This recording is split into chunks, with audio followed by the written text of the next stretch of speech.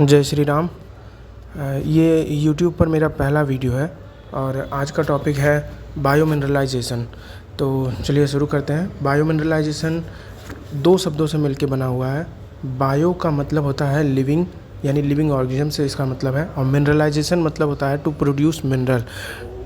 तो इसका मतलब हुआ कि ऐसा प्रोसेस जिसमें हम लिविंग ऑर्गेनिजम्स का यूज करके, या फिर नेचुरली भी ऐसा होता है कि वो खुद लिविंग ऑर्गेनिजम्स खुद अपने से ही, और या फिर उन्हें इंड्यूस करा करके जब मिनरल्स का प्रोडक्शन होता है या किया जाता है, तो उसी को हम कहते हैं बायो मिनरलाइजेशन। यानी कि it's a process of by which living organisms produce minerals, it's called bio mineralisation. तो ये नेचुरली जैसे समझ सकते हैं कि सिलिकेट्स का प्रोडक्शन जो होता है वो एल्गी या डायटम्स में, और ऐसे कई सारे एग्जाम्पल हैं। डिग्रेडेशन है या डिटेरियोरेशन, यानी कि सड़ना गलना, जो नेचुरली आप देखते हैं पेड़ पौधे जो डेड हो जाते हैं, या कोई एनिमल बॉडी जो डेड होती है नेचर में, जो वो माइक्रोब्स के द्वारा सड़ाया जाता है, यानी किसी बैक्टीरिया या फिर किसी फंजाई के द्वारा, ये भी बायो मिनरलाइजेशन का ही एक प्रोसेस होता है। तो हम सिंपल कह सकते हैं सीधी सादी भाषा में कि the microbiological process of forming minerals is called bio mineralisation. The microbiological process of forming minerals is called bio mineralisation. तो असल में अक्सर होता ये है, जनरली देखा ये जाता है नेचुरली, कि conversion of organic substance to inorganic substance, या conversion of organic compound into inorganic derivatives by microorganisms, यही प्रोसेस है बायो मिनरलाइजेशन का। जैसे मैंने पहले ये भी एग्जांपल में समझाया कि कोई प्लांट या कोई एनिमल बॉडी अगर डेड हो जाए तो उसके कॉम्प्लेक्स ऑर्गेनिक कंपाउंड को इनऑर्गेनिक फॉर्म में तोड़ने का काम जो माइक्रोब्स करते हैं, जो बैक्टीरिया करता है, जो फंजाई करता है, यानी कि उनके प्रोटीन, उनके कार्बोहाइड्रेट, उनके फैट्स को सिंपल फॉर्म में इनऑर्गेनिक मटेरियल में तोड़ने का काम जो करते हैं ये माइक्रोब्स, यही आप इसी को समझ सकते हैं कि ये बायो मिनरलाइजेशन है। ठीक है। तो लेकिन इसका एक और छोटा सा उदाहरण है कि इन ऑर्गेनिक टू इनऑर्गेनिक कन्वर्जन जो होता है ये जनरल प्रोसेस है, लेकिन इसमें ऐसा भी होता है, बायो मिनरलाइजेशन प्रोसेस के दौरान ऐसा भी हो रहा होता है कि इनऑर्गेनिक टू इनऑर्गेनिक रेजिड्यू में, इनऑर्गेनिक टू इनऑर्गेनिक कंपाउंड में भी कुछ माइक्रो ऑर्गेनिजम्स के द्वारा प्रोसेस कंप्लीट होती है। अब इसमें समझने वाली बात ये है कि जब भी ये प्रोसेस हो रहा होता है बायो मिनरलाइजेशन का, तो इसमें हमेशा ही कॉम्प्लेक्स टू सिंपल फॉर्म में टूटते हैं। यानी कि कहने का मतलब ऑर्गेनिक टू इनऑर्गेनिक या तो टूटेंगे, या फिर इनऑर्गेनिक टू इनऑर्गेनिक टूटेंगे। अब इनऑर्गेनिक से इनऑर्गेनिक में जाने का जो कारण है कि जैसे कभी कभी इनऑर्गेनिक कुछ एलिमेंट्स होते हैं या कुछ कंपाउंड्स होते हैं वो ज़्यादा हाईली टॉक्सिक होते हैं। तो बायो मिनरलाइजेशन करता क्या है, माइक्रोब्स उसमें जो होते हैं वो यही करते हैं कि जो हाईली टॉक्सिक या हाईली टॉक्सिकेटेड जो कंपाउंड्स होते हैं उन्हें थोड़ा सा लेस टॉक्सिक बना देता है, या फिर लेस पॉल्यूटेंट, मतलब जो पॉल्यूटेंट्स होते हैं उन्हें लेस रिएक्टिव बना देता है, वाटर में लेस सॉल्युबल बना देता है। तो ये ही इनका प्रोसेस है। Such microbial activity may have practical application for the cleanup of arsenic containing toxic waste and groundwater. वही जो मैंने बताया कि टॉक्सिक वेस्ट ग्राउंड वाटर में जहाँ पे टॉक्सिक वेस्ट होता है आर्सेनिक का, इसका प्रैक्टिकल एप्लीकेशन देखा गया है कि ये जो माइक्रोब्स होते हैं उसे डिसल्फेट कर देते हैं, उनमें सल्फेट रिड्यूसिंग प्रॉपर्टी होती है जो वो वाटर को क्लीन अप करने के लिए अपने काम में लाते हैं। इस पिक्चर से समझ सकते हैं हम कि जैसे ये लेफ़्ट साइड में वाटर बॉटल रखा हुआ है, तो ये लेफ़्ट साइड वाला वाटर बॉटल जो क्लियर लग रहा है, तो ये क्लियर है नहीं, असल में इसमें आर्सेनिक, ये आर्सेनिक से टॉक्सिकेटेड है या आर्सेनिक से पोल्यूटेड हम कह सकते हैं। तो जब इस लेफ़्ट वाली बॉटल आर्सेनिक कंटेनिंग वाटर में हम डिसल्फोटोमैकुलम का कल्चर इंड्यूस कराते हैं या ट्रांसफ़र करते हैं, तो उसके 2 हफ्ते के बाद आप राइट साइड वाला बॉटल देखिए कि वो वाटर पूरा पीला पीला सा उसमें दिख रहा है। तो ये 2 हफ्ते के बाद ये पीला पीला जो दिख रहा है वाटर में, ये ऑर्पिमेंट है जो धीरे धीरे करके प्रेसिपिटेट कर जाएगा और नीचे सतह पर मिलेगा। ऑर्पिमेंट आप यहाँ बीच में जो पाउडर जैसा ये देख रहे हैं येलो कलर का, ये भी ऑर्पिमेंट है। ये सिंथेटिक ऑर्पिमेंट है। ये शो के लिए दिखाया गया है कि जब इसमें वाटर से जब ऑर्पिमेंट प्रेसिपिटेट करेगा तो वो इस तरह से कुछ दिखाई देगा और ऊपर का फिर वाटर जो हो जाएगा वो क्लीन हो जाएगा। अब जो है ये picture Brock biology of micro organism book से ली गई है। अब समझते हैं कि बायो मिनरलाइजेशन, एक तो बायो मिनरलाइजेशन हो गया और एक होता है बायो रेमेडिएशन। तो कहेंगे कि सर बायो रेमेडिएशन भी वही कर रहा होता है, ये भी तो चीज़ों को साफ़ करता है, मतलब बैक्टीरिया के द्वारा उसमें भी यही प्रोसेस हो रहा होता है कि वो क्लीन करने का काम करता है। तो बायो रेमेडिएशन एक तरह से बायो मिनरलाइजेशन का हिस्सा है, या कह लीजिए कि बायो मिनरलाइजेशन बायो रेमेडिएशन का हिस्सा है, लेकिन उसमें कुछ थोड़ा सा सिमिलरिटी भी होता है, कुछ डिससिमिलरिटी भी होती है। तो बायो रेमेडिएशन प्रोसेस में होता ये है कि it's a process that uses micro organisms like bacteria और फंजाई टू रिमूव, डिग्रेड और stabilise pollutants from contaminated environments. यहाँ पे एनवायरनमेंट बोला जा रहा है। अब सिमिलरिटी तो यही होगी कि माइक्रो ऑर्गेनिज्म का यूज कर रहे हैं और जो एनवायरनमेंट है उसको, जो पोल्यूटेड एनवायरनमेंट है उसको साफ़ सुथरा कर रहे हैं। तो बायोमिनरलाइजेशन से ये काफ़ी हद तक मैच कर गया। ठीक है, मतलब काफ़ी हद तक क्या मैच कर गया, ये बायोमिनरलाइजेशन का ही प्रोसेस लगता है। तो लेकिन बायोमिनरलाइजेशन में और रेमेडिएशन में मैं आपको अंतर भी समझाऊंगा। तो रेमेडिएशन में क्या होता है कि माइक्रो ऑर्गेनिज्म्स जो होते हैं वो अपने आसपास के केमिकल एनवायरनमेंट को, मैं भी पोल्यूटेड चीज़ों की बात नहीं कर रहा हूँ, मैं उन माइक्रोब्स के आसपास जो केमिकल्स होते हैं, जो मिनरल्स का भी काम करते हैं, उनको वो अपने साथ लेते हैं और अपनी मेटाबॉलिक एक्टिविटी के थ्रू जो उन्हें अल्टर कराते हैं, यानी उनमें चेंजिंग लाते हैं, उनमें थोड़ा सा चेंज करके वो करते क्या है कि उनका एक ठोस सा स्वरूप बना देते हैं।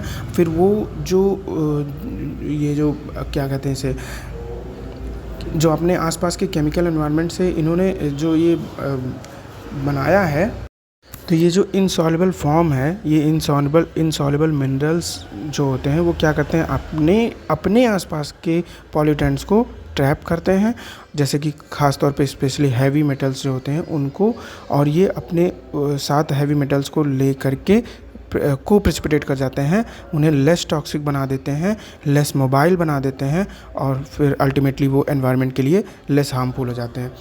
तो बायो रेमेडिएशन एकदम बायो मिनरलाइजेशन जैसा ही लग रहा होता है ना। तो फिर मैं आपको बताऊं कि बायो रेमेडिएशन अंतर कैसे है दोनों में। तो एक तो पहले बायो रेमेडिएशन को हम ऐसे तोड़ के समझेंगे कि बायो और प्लस रेमेडिएशन, ये भी 2 वर्ड से बना हुआ है। बायो मतलब मैंने पहले ही शुरू में बताया था आपको कि लिविंग ऑर्गेनिजम्स होते हैं, और रेमेडिएशन मतलब रेमेडी से वर्ड आया है, यानी कि उपचार करना। तो उपचार क्या कर रहे हैं साहब, तो उसमें कह रहे हैं कि उपचार करते हैं एनवायरनमेंट का किसी माइक्रोब्स के द्वारा, उसे अगर वो एनवायरनमेंट पोल्यूटेड है, वो ख़राब है, तो उसे ठीक करने का। तो सब वही तो मिनरलाइजेशन में भी हो रहा होता है, लेकिन इसमें अंतर खास जो आ रहा होता है वो ये है कि जैसे मिनरलाइजेशन में आप एक्वेटिक बॉडी को ट्रीट कर सकते हो, आप सॉइल को ट्रीट कर सकते हो, लेकिन यहाँ रेमेडिएशन में आप एयर को भी ट्रीट करते हैं। कैसे करते हैं साहब, पूछेंगे कि ऐसा क्या है कि मिनरलाइजेशन नहीं कर सकता है वहाँ पे एयर में, और यहाँ पे जो है रेमेडिएशन कर सकता है। तो प्लांट्स कुछ होते हैं, कुछ स्पेशल प्लांट्स होते हैं जो एयर को ट्रीट करने का काम करते हैं। ख़ास तरह के प्लांट्स कौन से होते हैं, तो वो ख़ास तरह के प्लांट्स, आपने स्नेक प्लांट्स के बारे में सुना होगा, बहुत सारे लोग घर में अपने लगाते हैं। एलोवेरा सबसे कॉमन प्लांट सॉरी, नीम का प्लांट, बरगद है, पीपल है, ये सारे प्लांट्स ऐसे हैं जो एयर से पॉल्यूशन को, एयर से पोल्यूटेड जो भी कंपाउंड्स होते हैं उनको अपने में खींच करके और फ्रेश ऑक्सीजन रिलीज़ कर रहे होते हैं। इसीलिए आप देखे होंगे कि गांव में अक्सर बाहर अपने घरों के बाहर लोग नीम का पेड़ लगाते थे, वो पॉल्यूशन खींच लेता है। शहरों में भाई हर किसी के पास ऐसा चबूतरा, ऐसा इतना बड़ा लॉन नहीं होता है कि उसमें वो अपने नीम का पेड़ लगा सके, तो वो अपने घरों के अंदर बालकनी में स्नेक प्लांट लगाते हैं, एलोवेरा लगाते हैं, है ना। अच्छा, अब आगे बढ़ते हैं। बायो मिनरलाइजेशन का वह मेथड जो बायो रिमेडिएशन में यूज़ होता है। तो कुछ खास मेथड्स होते हैं, जैसे शुरू में आपको बताया था कि मिनरलाइजेशन इंड्यूस भी कराया जाता है माइक्रोब्स के थ्रू या फिर नेचुरली भी होते हैं। तो यहाँ पे जो मेथड्स होते हैं वो इंड्यूस्ड वाले हैं, जैसे microbially induced carbonate precipitation, microbially induced phosphate precipitation या फिर सल्फेट प्रेसिपिटेशन। सल्फेट प्रेसिपिटेशन का एग्जांपल मैंने आपको पहले ही दिया कि आर्सेनेट टू आर्सेनाइट में कन्वर्ट होना, और या फिर सल्फेट टू सल्फाइड में कन्वर्ट करता है जो डीसल्फोटोमैकुलम। वैसे ही कार्बोनेट प्रेसिपिटेशन का एक एग्जांपल है जो स्पोरोसार्सिना पास्चुराई के थ्रू भी होता है। और भी बहुत सारे बैक्टीरिया होते हैं और भी बहुत सारे माइक्रो ऑर्गेनिज्म्स का यूज़ होता है, जैसे एजोटोबैक्टर भी है और कई सारे हैं। तो उसी तरह से एक स्पोरोसार्सिना पास्चुराई भी होता है। वो क्या करता है कि कार्बोनेट का प्रेसिपिटेशन कराता है तो एनवायरनमेंट में। तो आपने नाइट्रोजन साइकिल अगर पढ़ा होगा या फिर आप इन फ्यूचर पढ़ेंगे, मैं भी इस पर एक वीडियो डालूँगा जल्दी ही। तो MICP माइक्रोबियली इंड्यूस्ड कार्बोनेट प्रेसिपिटेशन होता है। इसमें क्या है कि नाइट्रोजन साइकिल का आप फर्स्ट स्टेप जब उठाकर देखेंगे तो वो होता है अमोनिफिकेशन। उसमें क्या हो रहा होता है कि यूरिया का हाइड्रोलिसिस हो रहा होता है। खेतों में लोग यूरिया डालते हैं, तो अगर आप मतलब नहीं समझते हैं तो आपको बताऊं कि यूरिया डालने से पौधे नहीं ग्रो कर रहे होते हैं। यूरिया जब हम सॉइल में डालते हैं तो उसका नाइट्रोजन फिक्सेशन होता है, उसका अमोनिफिकेशन होता है, फिर वो यूरिया हाइड्रोलाइज होता है और प्रोड्यूस करता है अमोनिया और कार्बन डाइऑक्साइड। ये जो अमोनिया होता है फिर उन खेतों में हम पानी डालते हैं, फिर वो अमोनिया पानी वाटर के प्रेजेंस में अमोनियम आयन में कन्वर्ट हो जाता है, और ये अमोनियम आयन वाटर के द्वारा डायरेक्ट भी किया जाता है, डायरेक्ट टेकअप हो जाता है, और या फिर वो अमोनियम आयन अगले चरण में भेज दिया जाता है, अगले स्टेप में भेज दिया जाता है नाइट्रोजन फिक्सेशन के। तो यही नाइट्रोजन फिक्सेशन का पहला स्टेप वाला ही काम है। यहाँ पे हम जो कार्बोनेट प्रेसिपिटेशन की बात कर रहे हैं कि यूरिया का हाइड्रोलिसिस होता है, अमोनिया प्रोड्यूस होता है, CO2 बनता है, और इस प्रोसेस में pH इंक्रीज कर जाता है।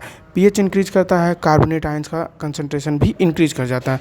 तो जो ये कार्बोनेट आयन का कंसंट्रेशन इंक्रीज करता है उससे कैल्शियम कार्बोनेट बनता है। मैंने आपको बताया था ना कि बायोरिमेडिएशन में माइक्रो ऑर्गेनिजम्स होते हैं can alter the surrounding chemical environment. Surrounding chemical environment ये वही है, सराउंडिंग केमिकल कैल्शियम कार्बोनेट बन जाता है। And then through their metabolic activities वो अपने मेटाबॉलिक एक्टिविटी से इनसॉल्युबल मिनरल को फॉर्म करते हैं। तो ये कैल्शियम कार्बोनेट जो होता है वो इनसॉल्युबल मिनरल होता है। तो these carbonate minerals can trap heavy metal. ये ही वो मिनरल्स हैं जो हैवी मेटल को बाइंड कर रहे हैं, हैवी मेटल को ट्रैप कर ले रहे हैं, ताकि आपका सॉइल जो है वो लेस टॉक्सिक हो जाए, लेस पॉल्यूटेड हो जाए, आपकी वाटर बॉडी लेस पॉल्यूटेड हो जाए, वो क्लीन अप करे। ये नेचर खुद अपने आप को हील करने का तरीका जानती है, बशर्ते हम उसमें गंदगी और ज़्यादा ना कर दें। तो these carbonate minerals can trap heavy metal like example है लेड है, कैडमियम है, यहाँ तक कि कैल्शियम कार्बोनेट यूरेनियम को भी बाइंड करने का पोटेंसी रखता है, क्षमता रखता है। और ये कार्बोनेट मिनरल्स हैवी मेटल्स को विद इन देयर स्ट्रक्चर अपने स्ट्रक्चर में बाइंड करते हैं और को प्रेसिपिटेट कर जाते हैं। को मतलब साथ में प्रेसिपिटेट हो जाते हैं ताकि वो लेस मोबाइल हो जाए, ताकि जो पॉल्यूटेड है या ये हैवी मेटल्स हैं, पॉल्यूटेंट्स हैं और हैवी मेटल्स हैं, ये लेस मोबाइल हो जाए, ये लेस हार्मफुल हो जाए एनवायरनमेंट के लिए, लेस टॉक्सिक हो जाए, और फिर स्टेबलाइजेशन वो क्रिएट करते हैं। ठीक है, तो थैंक यू। और अगर आपको वीडियो अच्छी लगी हो तो लाइक कीजिए, कमेंट कीजिए, शेयर कीजिए और बच्चों तक पहुंचाइए, और सपोर्ट कीजिए, सब्सक्राइब कीजिए, ताकि मैं अगर आप पसंद करेंगे तो मैं और भी वीडियो और बना सकूंगा आगे, और अच्छी तरीके से कोशिश करूंगा कि आपको अच्छे से नॉलेज दे सकूं। ये तो बायो रेमेडिएशन और मिनरलाइजेशन का एक ब्रीफ डिस्क्रिप्शन था। अगर आप कहेंगे तो मैं इस पर एक लॉन्ग वीडियो भी बना सकता हूँ और थोड़ा अच्छे से और डिटेल में पढ़ा सकता हूँ, या फिर अगर आपको कोई ख़ास टॉपिक पढ़ना हो तो उसके बारे में आप कमेंट कर सकते हैं, मैं वो भी उसके बारे में हम फिर वीडियो आगे बना देंगे। नहीं तो अदरवाइज़ मैं रैंडमली कोई भी टॉपिक के बारे में चुन कर आपको ऐसे ही नॉलेज स्प्रेड करते रहूँगा। थैंक यू अगेन, सपोर्ट करते रहिए।